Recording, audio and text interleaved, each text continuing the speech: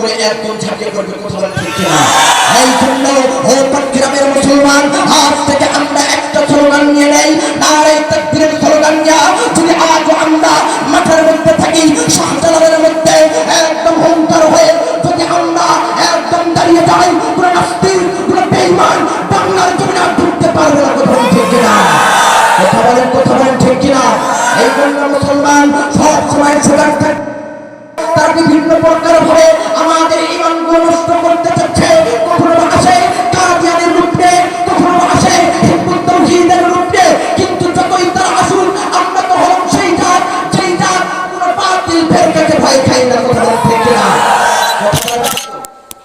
তারা একটা তাকবীর দিবে, আর যারা অবিবাহিত সর্বপ্রথম আমার বাবাদের তাকবীর দেখতে, নারে তাকবীর, নারে তাকবীর, নারায়ে তাকবীর।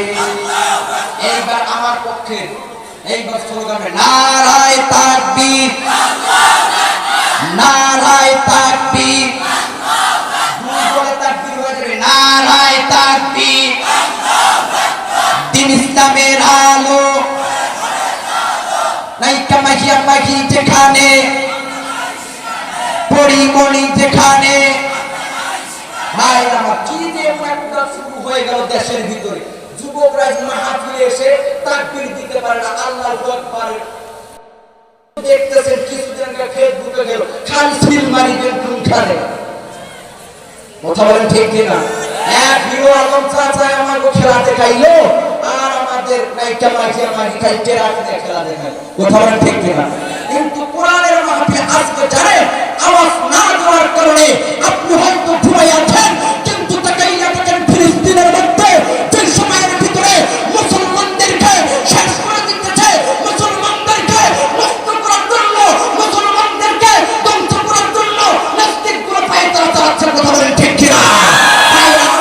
আপনি আমি এখন জুড়ে আছি, আপনি তাকাইয়া দেখেন ফিলিস্তিনে দেখতে হবে না, আমাদের বাংলাদেশে তাকাইয়া দেখেন ফরিদপুরের মধ্যে মুসলমানদেরকে তারা বিনা অপরাধে মারতেছে। এর দ্বারা বোঝায় কি আগামী দিনেতে আমাদেরকে তারা মারতে চায়। ও মুসলমান, আজকে যদি আমরা চিন্তা হয় তাকবীর না দেই, তারা কিন্তু আগামী দিনে আমাদের উপর আক্ষেপ করে একদম ঝাঁপিয়ে পড়বে, কথা বলেন ঠিক কিনা? এই জন্য ও গ্রামের মুসলমান, আজ থেকে আমরা একটা স্লোগান নিয়ে নেই, নারে তাকবীরের স্লোগান নিয়ে যদি আজ আমরা মাঠের মধ্যে থাকি, শাহজালালের মধ্যে একদম হুঙ্কার হয়ে যদি আমরা একদম দাঁড়িয়ে যাই, পুরো নাস্তিক পুরো বেঈমান বাংলার জমিনে আর ঢুকতে পারবে না, কথা বলেন ঠিক কিনা? কথা বলেন ঠিক কিনা? এই জন্য মুসলমান সব সময় স্লোগান থাকে, তার বিভিন্ন প্রকার ভাবে আমাদের ঈমানগুলো নষ্ট করতে চাচ্ছে।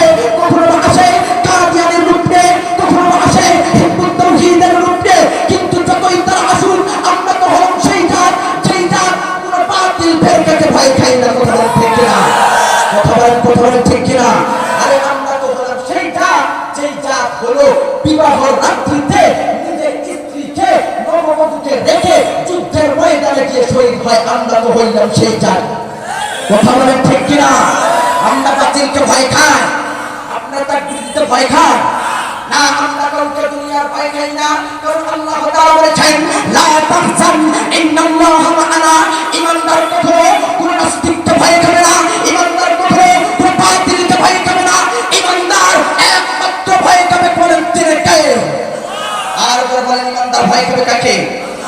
অথবা আমরা আল্লাহকে ভয় খাবো, কথা বলেন ঠিক কিনা? যদি রক্ত লাগে রক্ত দিব, তবু আমরা এদেশে ইসলাম কায়েম করে ছাড়বো, কথা বলেন ঠিক কিনা? যদি রক্ত লাগে রক্ত দিব, জীবন লাগে জীবন দিব, যদি রক্ত লাগে রক্ত দিব, জীবন লাগে জীবন দিব, তবু চাই কোরআন সংবিধান মুসলমান, তবু চাই কোরআন সংবিধান, ঠিক কিনা?